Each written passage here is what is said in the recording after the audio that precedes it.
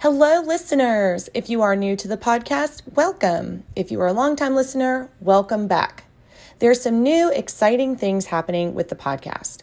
First, if you want to keep updated with new episodes and what we have coming up, make sure to find us on Facebook and like the page. You can also make sure to subscribe to the podcast wherever you listen to the podcast. Second, we are in the middle of a fundraising drive. We are looking to expand our reach and add more resources for production so that we can keep bringing you interviews from around the city.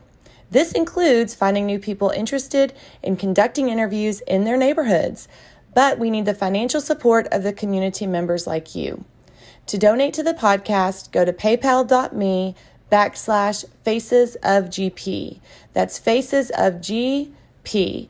I'm so proud to be bringing value to my community with educational and informative information to my neighbors in the city, and I thank you from the bottom of my heart for your support.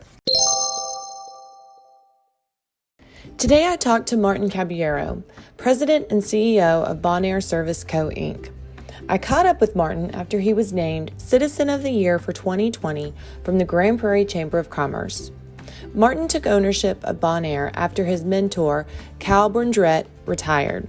We talked today about mentorship and the importance of taking young people under our wings to help them find their place in our community and in the world, as well as how Martin got into the air conditioning business to begin with. Martin is just one of the nicest people to speak with, and I'm so fortunate to have had this time with him. And now, here's Martin. This is your second time to sit down with me, and I just know that you have nothing better to do in your entire life than just sit here and have conversations. No, this is fine.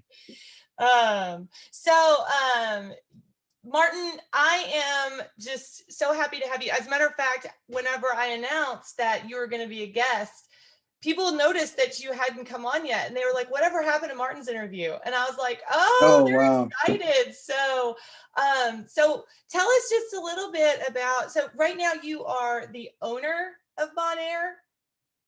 Okay, Yes. Maybe talk a little bit about like how you got to be owner of Bon Air. Okay. All right. Well, just a little bit about myself. We moved here from San Antonio when I was about 5, 4 or 5 years old, and I'm a product of GPISD. When I was leaving Grand Prairie High School, had just a few options on what it is I was going to do, kind of, take that first step out into the adult life and try and figure out how that was all going to work out. Well, I happened to have a visit from a recruiter from Lincoln Technical Institute, and that was quite a life-changing visit. Where did they visit? I heard you? They actually visited us at the Grand Prairie High School Library. Oh, okay. So y'all had like a fair or something. Mm-hmm. Had like a fair. I can't remember exactly how it happened, but I do remember us having the recruiter. I still remember his name, Jason Raisin. He came in, and he was like, "Man, if you like to work in a different environment every day, like to make some money, then we've got the job for you. And so you need this education, and once you have this, you're going to be set. I mean, that's the rest of your life, guy. You got it." So I'm like, yeah, sure, let's do it. I started my family very young, and so having those types of responsibilities, you got to do what's best. So I went through the Lincoln Tech program, came out with certification, basically an EPA certification, says I could work on air conditioning. And then I walked into, they gave me 3 options that I might be able to work at. And when you're 19 years old and you're driving a 1973 Nova, and you go from one stoplight to the next, and you're at a half a tank of fuel, I picked the closest one to home. And so that really is where this story begins. So I walked into Bon Air at the age of 19, and it's been home ever since. And how long ago was that? About 20 years ago. Not to age you or know anything. How old I am. Yeah. Yeah, it's about 20 years ago. We'll be rolling into my 21st year here real soon. But it was just it was a wonderful environment to be able to come in and grow in. And so I did have an opportunity to work through just about every department that's here before the Brundrett family, Cal Brundrett, Ruthie Brundrett, they were looking to kind of retire. And so my family was given an opportunity to carry on this great legacy for a man and a family that I love. And, everything shook out in a way that we were able to do that. And so here we are in our second year. We just started, or we're in our third year. Just started our third year as full ownership of this place, and it has been amazing. So asked to carry on a wonderful legacy like that is just a total blessing in itself. But absolutely, it's everything we could ever wish for it to be. So I'm glad you used the word legacy, because Bon Air is a legacy in this city. How long has Bon Air been in existence? So Bon Air was actually established in 1971, and not originally by Cal, but Calvin came in shortly thereafter, about 1973, and kind of bought the customer base from this individual who was looking to get out, and really cultivated and grew it to be everything. I believe the original customer base was somewhere near maybe 100, a little bit over 100 people. Wow. And now we're happy to say that Calvin's hard work, the family's hard work, they've been able to grow that into something that, like Cal says, I help a lot of families for a lot of generations. He says, I've helped grandparents, I've helped parents, and now I'm helping their kids. And that, he goes, it's an amazing thing to do, to know that you've been able to make such a difference for so many people. Yeah.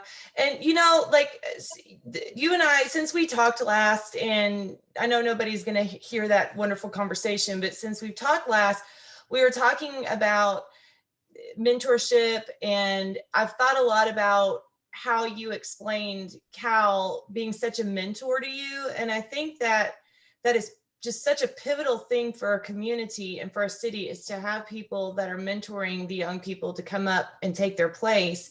And in your case, you took over the business, but he invited you to take over the business and had really trained you to do that. And so how important, speaking as a person that took over for such a legacy business in a community, how would you have even thought to do that if he hadn't specifically made it a point to talk to you about, look, one day you're going to be, I want you to do this, and to really have taken you under your weight? Do you think you would have even considered the possibility of taking over a business had he not done that? I have thought about this a lot. And I think what it comes down to is we kind of set our own limitations a lot. We put a label on ourselves, and we put this kind of governor over ourselves that says, okay, well, this is what we can do. Realistically, this is what we're able to achieve. This realistically, I've always treated this place as if it was my own. No matter what position I was in, I wanted that to be a direct reflection of my work ethic and what I was about. The key to all of that is having people in leadership positions that actually acknowledge that actually see that for what it is. And that's where, to me, those conversations had begun in previous years, but to me, it was still such a far thing. I was like, well, I am so excited that they see how much effort I put into this. But the reality of it was, like, how would I ever be in a position to own such a tremendous business? To me, it was my world. To me, it was everything that that I did every day for the last, at that point when those conversations began, at that point I'd been in it 16 years, and I'm like, there is no real way this can happen. Great thought, great sentiment, great feeling, and I'm here for you. But still, placing that limitation on myself, saying there's just no way, but I'm here for you. Like, I will continue to treat this as if it was my own. Thankfully, they saw it. And I believe that leadership and that the ability to have those types of leaders in your organization that actually see people beyond the crossing the T's and dotting the I's. It's the life. And it's what I say around here. Anytime we bring someone new on, we do our onboarding and bring somebody and say, we're here to do life together. This is what it is. Because I understand that when you leave your family at home and you come here to us, that's all a part of it. Every bit of it's a part of it. When you leave us and go home, that's very much a part of what we do. And so it kind of brings it all together when we're able to see and acknowledge someone's effort and what they're able to do. And I believe that Cal passed that on to me. Kind of stepped out when I really didn't think anyone was watching, and made it a point to reach out and say, son, you are doing a great job. And those are things and conversations and different moments in my life that I will never forget. Yeah, it's so important. And I think that it's something that I'm really thinking a lot about. And, I know that you're a believer, and the Bible talks a lot about leaving that legacy and teaching the next generation about the things that happened before them, so that they can be prepared to take over for when you're no longer there. And you had it happen in an organization as in a business, but the last time we talked, you also talked a lot about how he mentored you to be a part of a greater community as well. And so you are a member of the Chamber of Commerce, the Grand Prairie Chamber of Commerce. And what was it, last year or 2 years ago? What did you win? The member of the year, or what was it? So, well, and thankfully, like, I always tell everyone that we encounter out there, if it wasn't for Bon Air, because we can't make all the events, we can't make all that, right? So I always say, if it's not for Bon Air, I don't even exist out here. So that has to come first in that relationship. But so I'll start with, in 2018, we were named Small Business of the Year for the Grand Prairie Chamber of Commerce Community Awards. In 2020 and 19, we were named the Business of the Year for the Grand Prairie Chamber. And then in 2020, which is a complete honor, and it just came out of the blue to me, I was named Citizen of the Year for 2020. And it just happened, right? An absolute blessing. It just happened. Wow, congratulations. So, thank you. And it does go back to that mentorship. Without Janine, which Janine is actually Cal Brundrett's daughter, without Janine Walker really saying, look, Martin, the Chamber of Commerce is an extremely important avenue for us, because that will help people understand what's happening. You'll become the face of this business. You will start to step forward as we start to step back. Without Cal really laying into me the mentorship of our elder, our experience, and passing that experience down, and helping us understand. And he'd always said, he's like, son, I was a man at work. That wasn't my avenue of doing it. So that's not where I was at. I was on the working side of it, but he always knew the importance of having somebody that would.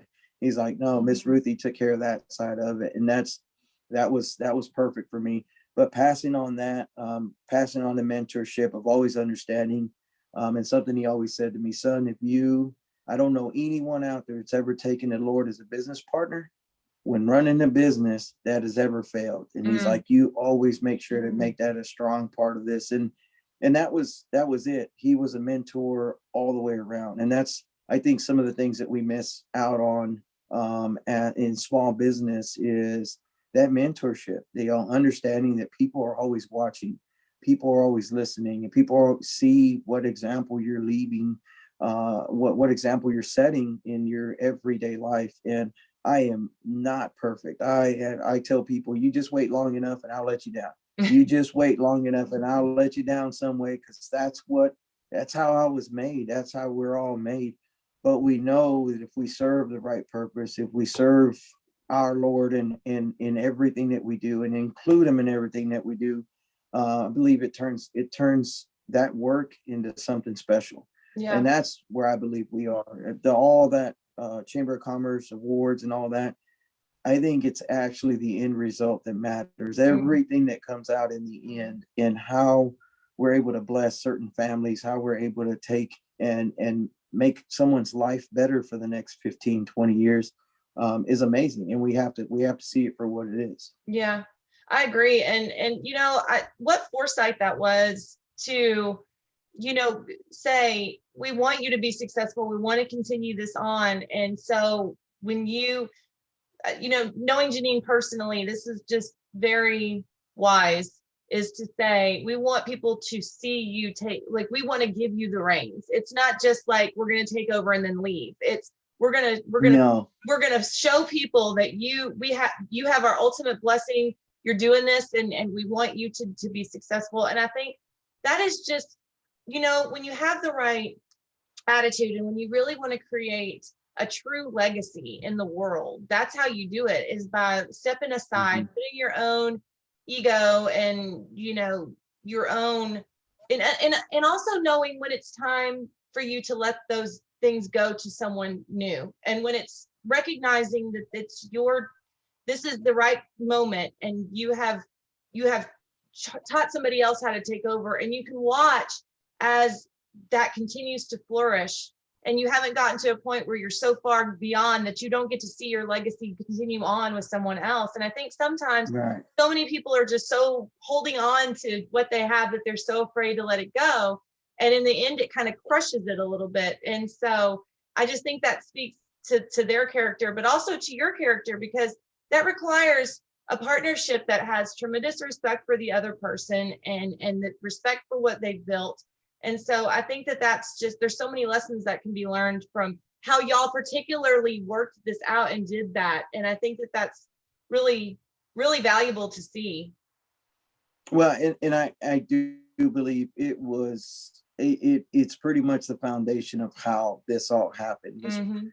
While we were still here working together, shoulder to shoulder, making this business as the best it could be, while we're working on it, before we're even making that transition, it was always about how we can let go and empower others and help them grow and make us better. And so that was so much a part of it that I'll tell you, there's a plaque that was a gift from Janine that was given to me when this transition happened. And that plaque reads, "You can accomplish anything in life provided you don't mind who gets the credit." And that was Harry Truman. And then right below it, we bring in our faith, and it says, "And give God all the glory." That plaque hangs right next to my door. I see it every single day. It's so special because that is the foundation that helped us become the company that we are today, the organization that we are today, the family that we are today, is because we were able to release that white knuckle grip that my preacher describes. We release that white knuckle grip, that control that sometimes is actually the thing that's controlling us, and empower others and grow and allow those leaders to actually start to open up and flourish. And that has made us so powerful here. We have so much great leadership throughout our company, and I learn all the time from them, all the time. If I walked around here saying I had all the answers, we wouldn't be anywhere. But I learn all the time, because every time that they all go out and do their own research or do their own learning or say, "Hey, here's what I'm bringing to the table," we're so much better for it. We're so much better for it. Yeah, I think that's just, it's so true. And often when you live your life like you don't care who gets the credit, usually what happens is you try to give the credit where the credit is always due, because you're always trying to give that other person the credit, and that's a good thing.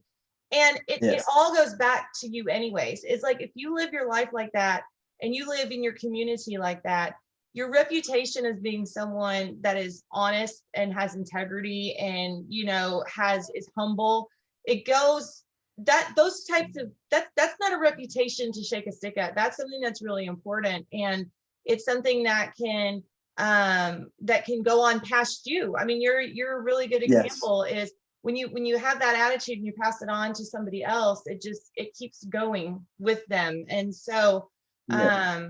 yeah. And so like talk to me about a little bit about when you were graduating, and we kind of we talked about this last time, because when you were graduating, what that was 20, you said about 20 years ago, Green Prairie didn't Mm-hmm. have the CTE and some of these other really awesome career and tech classes, and now they do. And I mean, we're seeing a huge shortage across this country of people that have really good skills to work on things. And thank goodness Grand Prairie is kind of at the forefront. But like, you know, when you graduated, you know, you had Lincoln Tech came, but like, how would that have affected your life? I know it would have affected mine a lot if I had gone through school and gotten those that skill set and gotten that knowledge.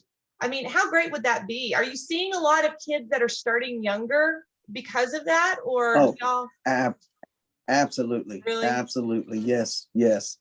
Um, I believe that that skill has to be, it has to be grown. That idea of being able to give a young person options. Mm-hmm. I knew, I felt like, where I was at, our economic status, our situation, if you will, as a family, it was the military or it was going to work. I mean, that was it. College just wasn't one of them. Whether it was for a lack of education on how to make it happen, how to make it possible. I knew my parents weren't going to be able to help me in that way, not for lack of trying, just not able to quite help in that way. But having these programs now, we actually have had interns come in. We actually have two students actually. One happens to be my son. We have two students from Dubisky Career High School that work here. One of the young men, he actually does all of our graphics for us. Oh, Never that's had to go to awesome. school after high school. He comes in. He has created the wraps for our truck. He has had billboards on out here on Highway 360 for us. Created shirt designs, the whole thing, and he loves his job. All he does is sit here and create all this wonderful stuff for us, straight from Dubisky.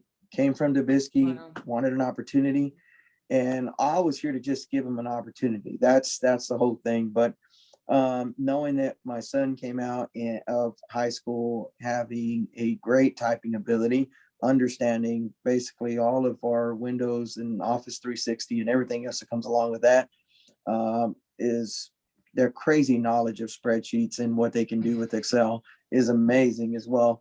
But yeah, having these students come in, and even if we are just a stepping stone for them, it still allows you to feel like you have options. Mm-hmm. It allows you to feel like you have some things you can do. If school's what's calling for you, then school is there for you. But maybe you have more time now to kind of work things out. Maybe you have more.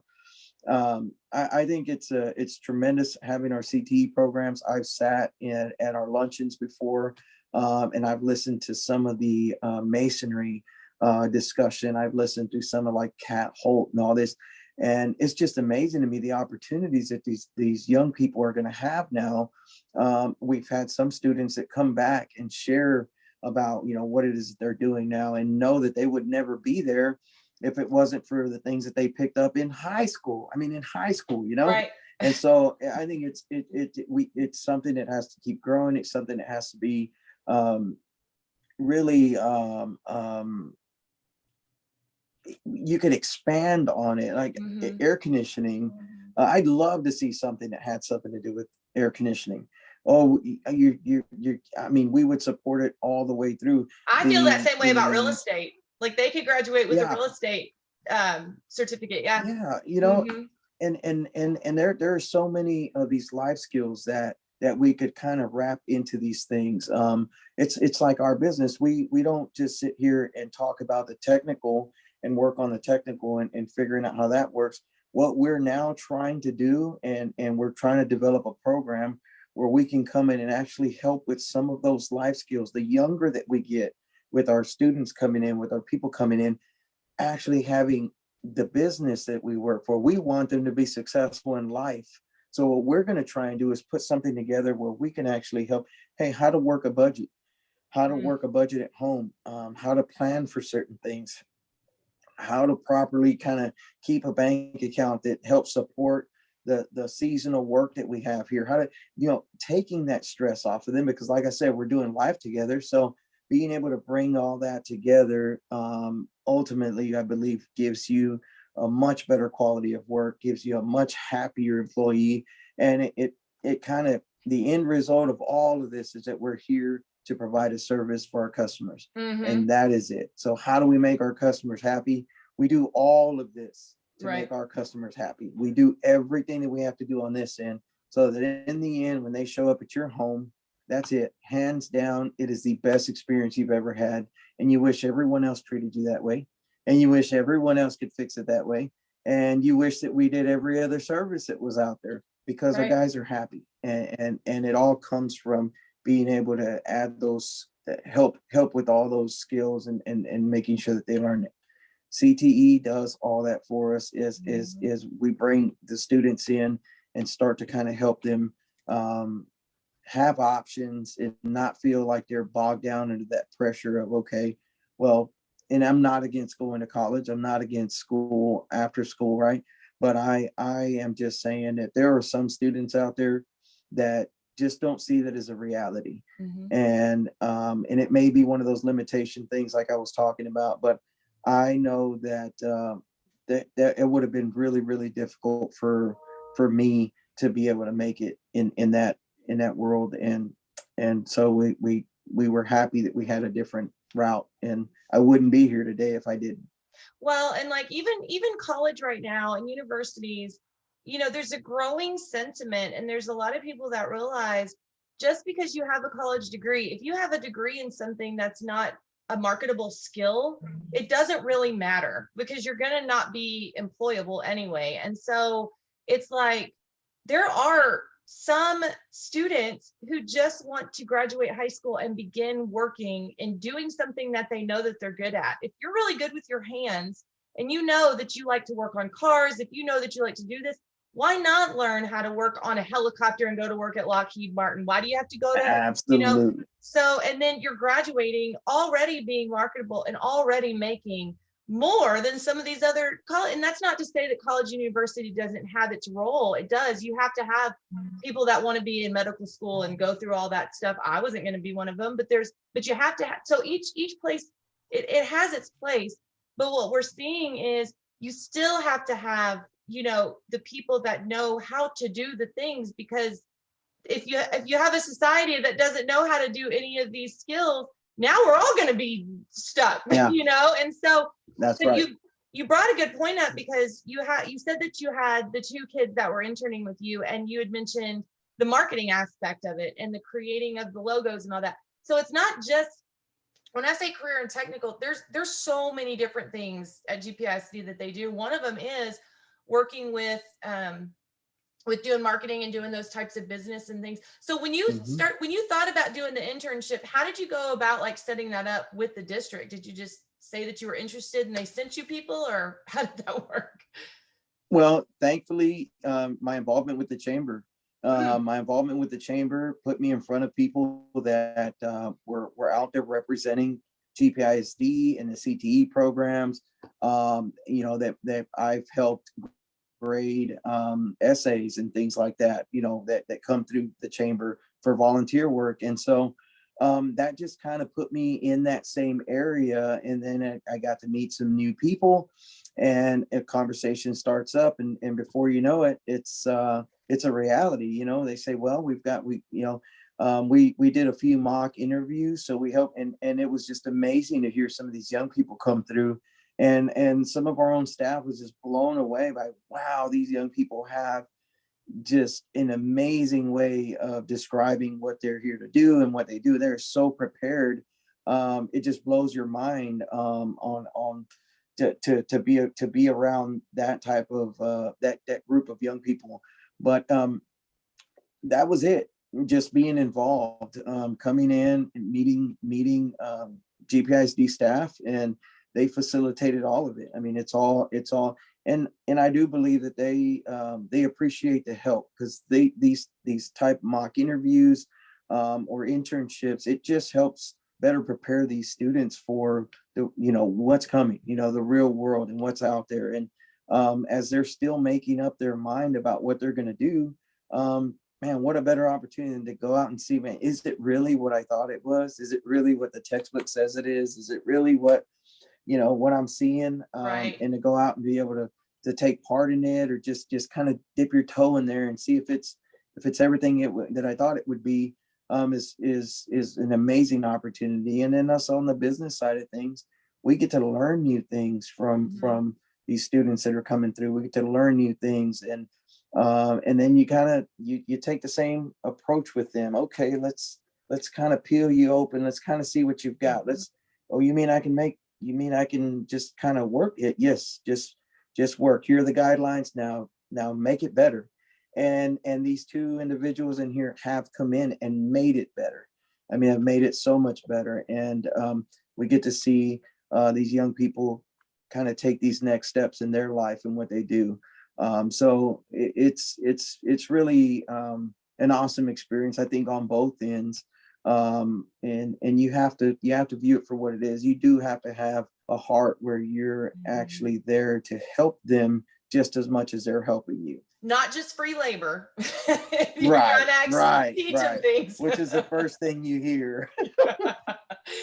And and also it's if you are a young person that now gets to actually work with business owners in your actual city, in your community, and the business owners are now taking more ownership, and there's a partnership now between the school and the business community, where they're actually working to help train these new citizens of the city that are now, right. And what a great, to me, I just think that I don't know of another city that does it that way. I mean, I'm sure there might be, but I mean, I think that there's tremendous opportunity even in what has already happened. One of the things that I've been trying to talk about a lot more on this podcast is civics, is learning is the study of being a good citizen.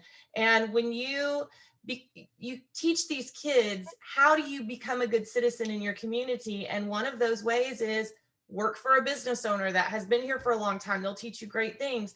But another is finding a way to be involved. And, you touched on the Chamber of Commerce and being involved in that way, but there's a lot of opportunities for kids to learn how to be involved in our community. And I know that that's one thing that Cal really instilled in you. So, that talk a little bit about that and just being an involved member of the community. Well, and that was more and more apparent the more people I got out and I met. The name Cal was just synonymous with Bon Air, right? It was, you said one, you said the other. And so I would come around and I'd meet someone new and Cal. Well, let me tell you about Cal, man. We were at the Boys and Girls Club, and that man would just walk in. He would come through and he would go through and he would restock all the toilet paper and all the hand towels. Never asked, never. He just wanted to make sure that was part of it.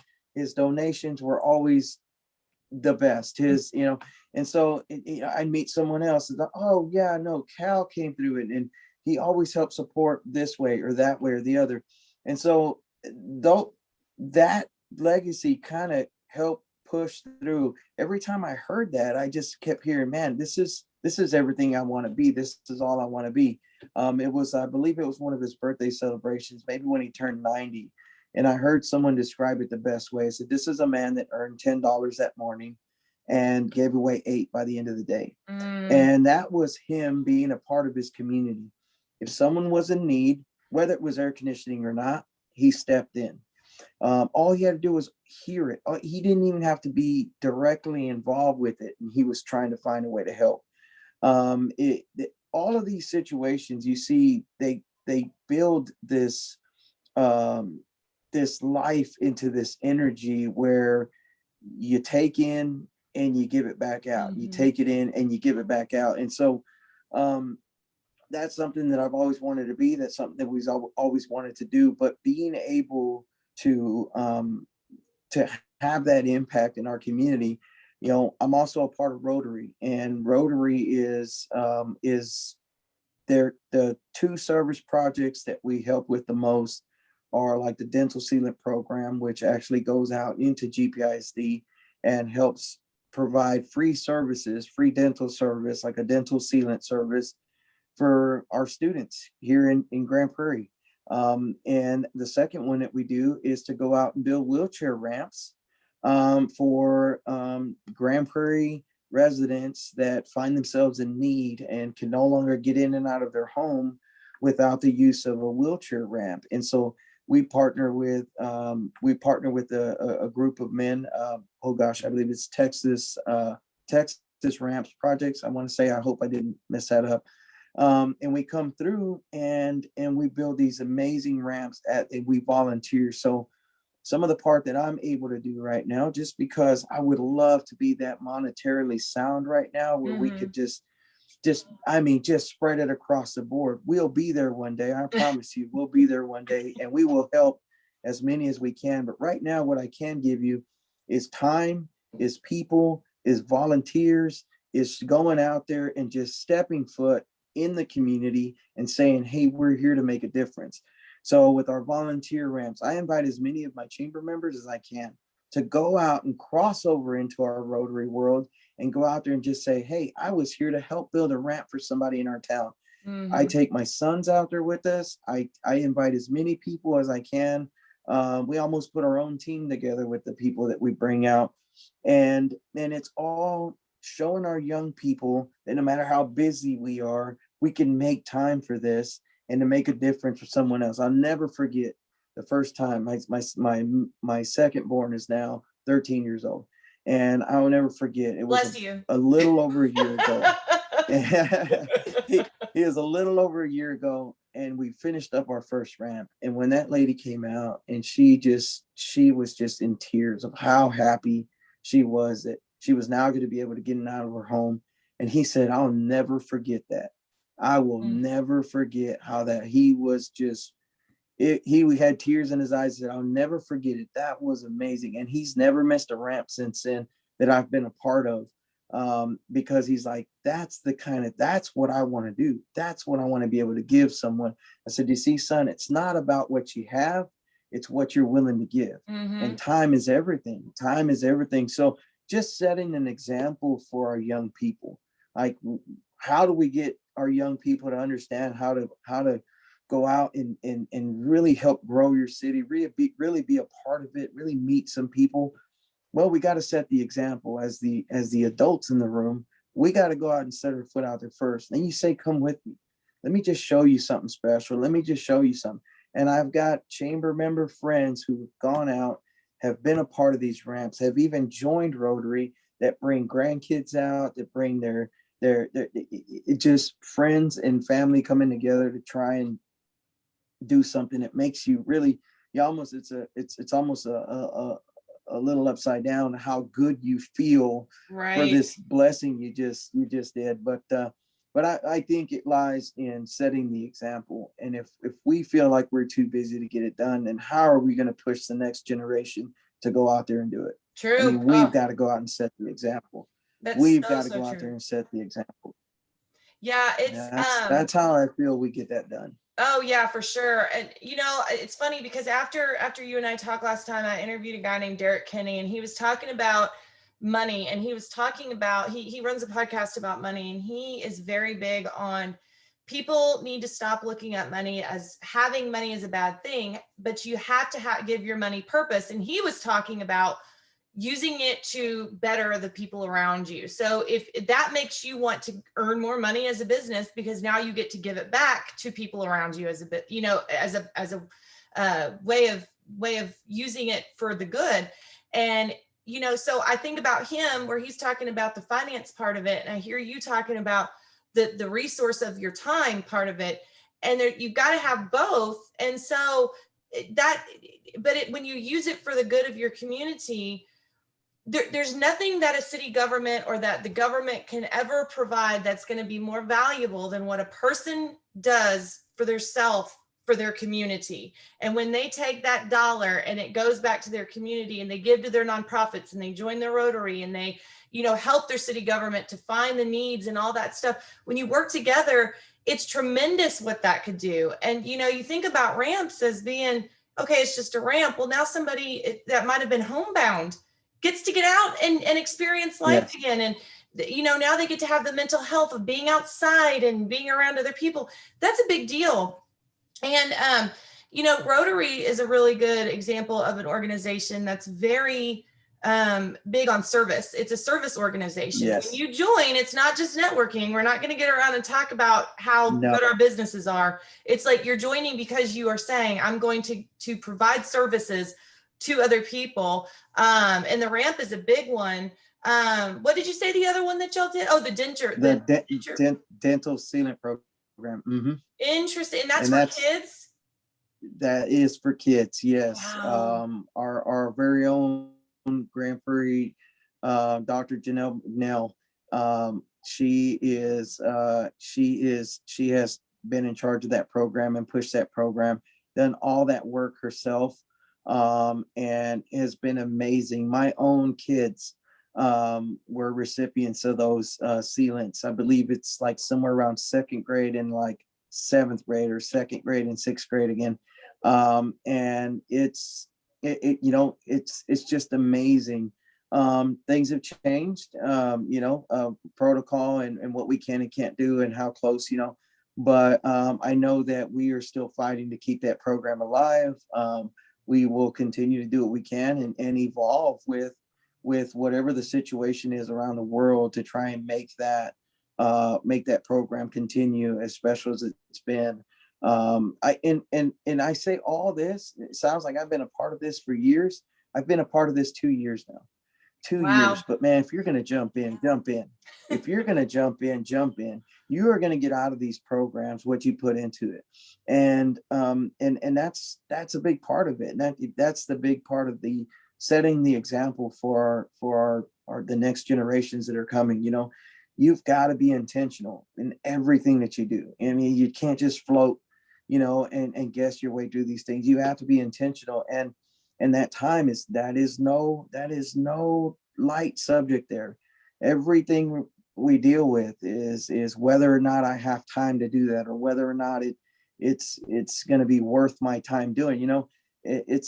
We've got to readjust, what these things are. And back to what you were saying about either having money or time or those resources.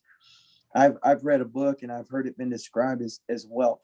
And that wealth, I believe, is what we're doing when we put the two together. Mm-hmm. Because it's not about just having the resources. It's about having the time and the effort and the intentionality to be able to use those resources to actually make a difference.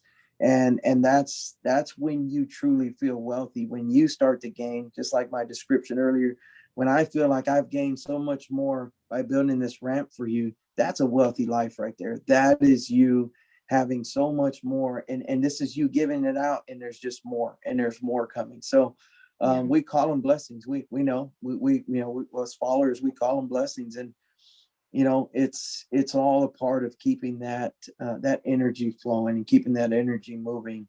Yeah. But no, it's just been a blessing to be a part of all of it.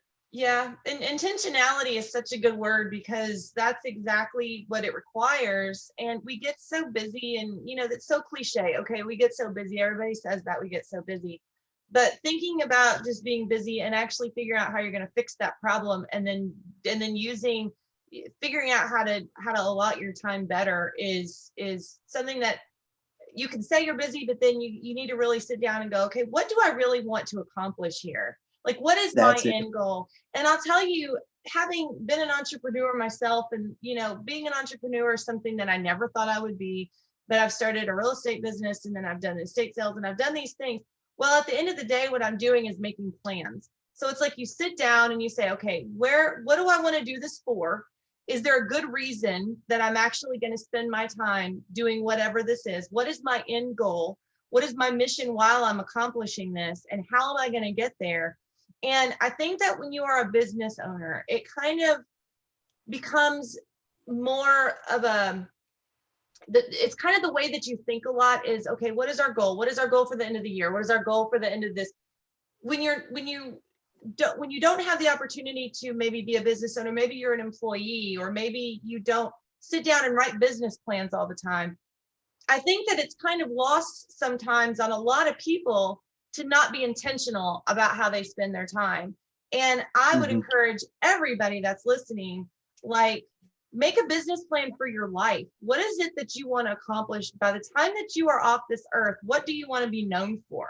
What is the legacy that you want to be known for? And when I go to, and I call them celebrations of life, because when I go to somebody's funeral, and we know that they're going to go up to be with God, we're celebrating their life. And I want to be somebody that someone says back on me, she left a mark about people.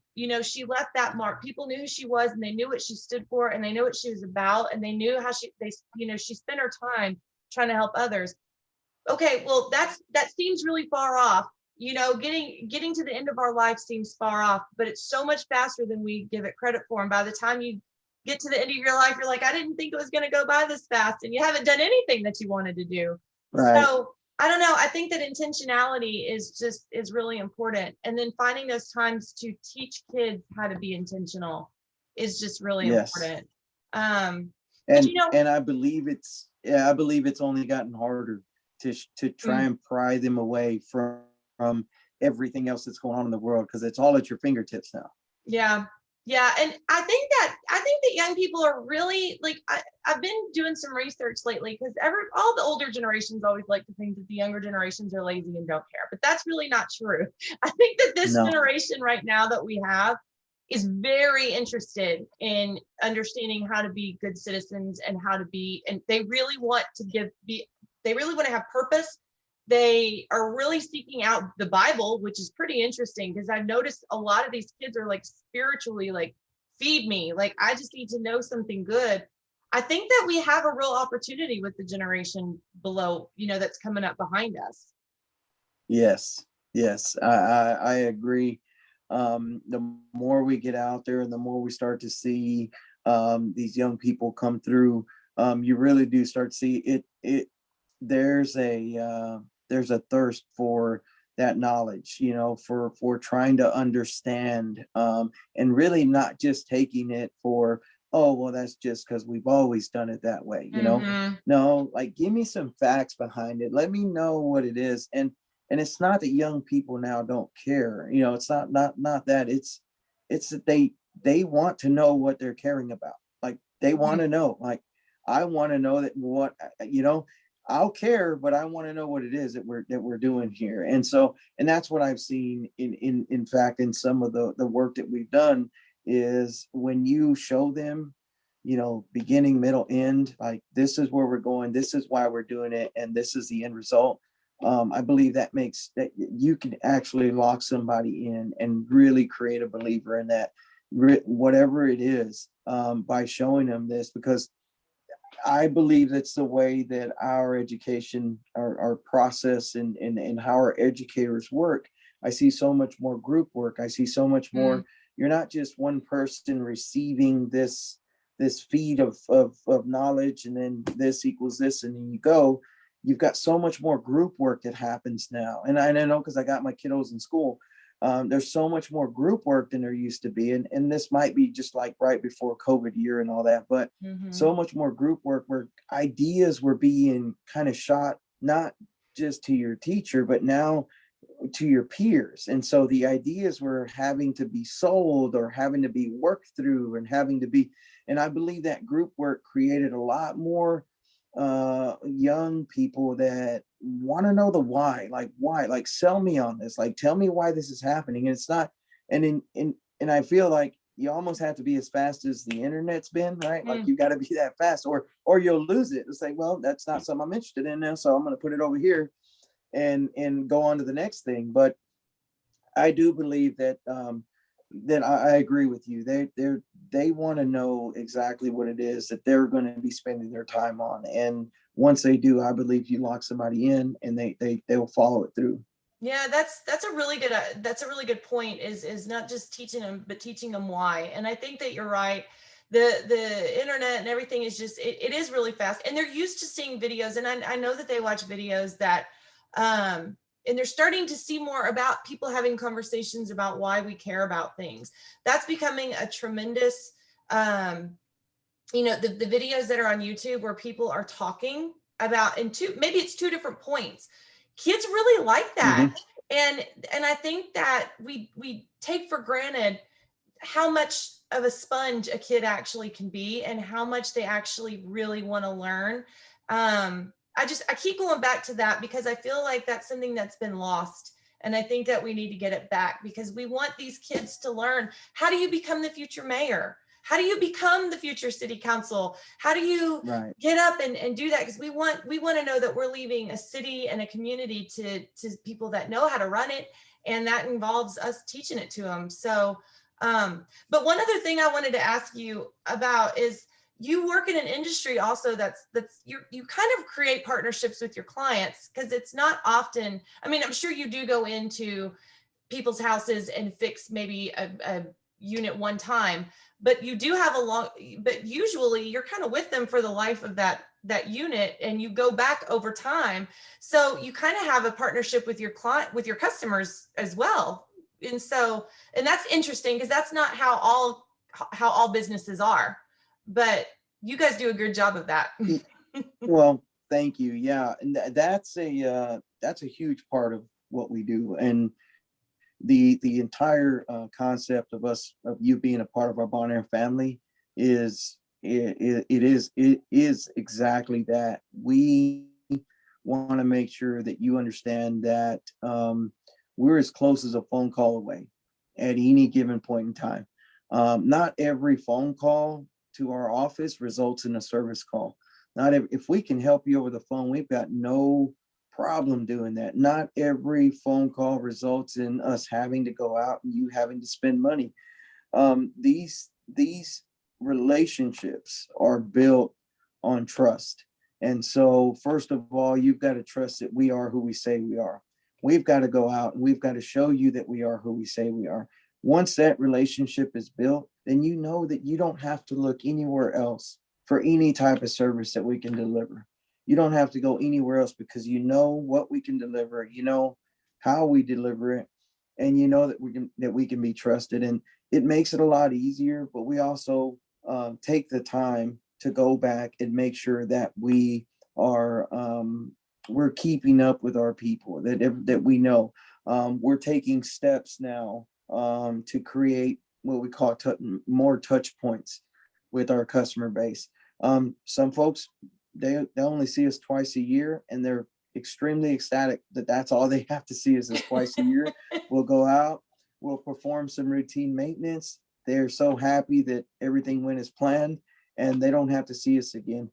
Others, we deal with issues, we do what we got to do, but as we grow that relationship, every time that we get out there, what we try to do is deliver the same product every time.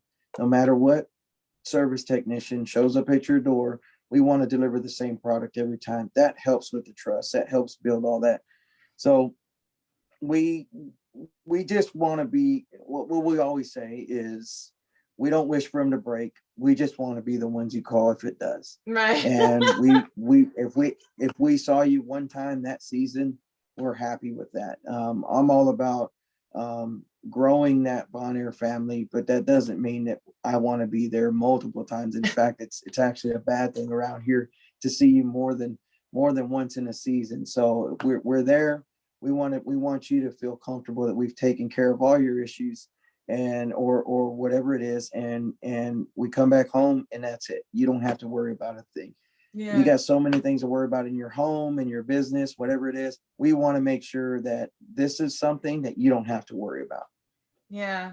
Well, I just thank you again, Martin, for taking time to talk to me. I really appreciate it. And maybe one of these days we'll actually meet face to face.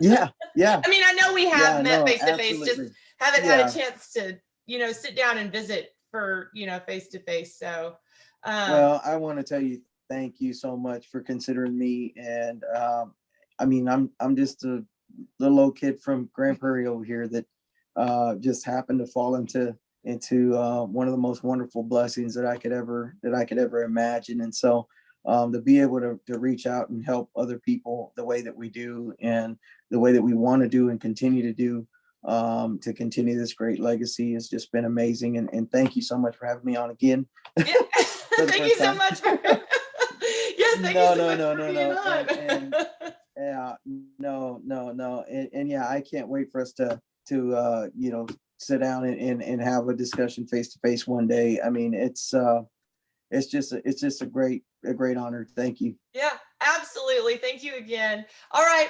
We'll talk to you later. Bye. Bye.